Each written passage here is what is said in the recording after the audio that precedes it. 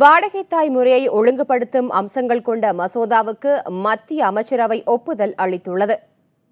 நாடு முழுவதும் வாடகை தாய் முறை வேகமாக பிரபலமடைந்துள்ள நிலையில் அது தொடர்பான முறைகேடுகளும் பிரச்சினைகளும் பெருகி வருகின்றன. இதை தடுத்து நிறுத்தும் நோக்கில் வாடகை தாய் முறை ஒழுங்குபடுத்தும் மசோதா கொண்டுவரப்பட்டுள்ளது. வாடகை தாய் என்ற பெயரில் கிராமப்புற மற்றும் பழங்குடியின பெண்கள் ஏமாற்றப்படுவதும் கொடுமைப்படுத்தப்படுவதையும் தடுக்கும் வகையில் அம்சங்கள் இம்மசோதாவில் இடம்பெற்றுள்ளன. மேலும் இம்முறையில் எதிர்கொள்ள வேண்டியுள்ள பல்வேறு சட்ட சிக்கல்களுக்கு தீர்வு தரும் அம்சங்களும் மசோதாவில் சேர்க்கப்பட்டுள்ளது. வெளிநாட்டினர் இந்தியாவில் வாடகை தாய்களை அமர்த்துவதற்கும் இம்மசோதா தடை விதிக்கிறது.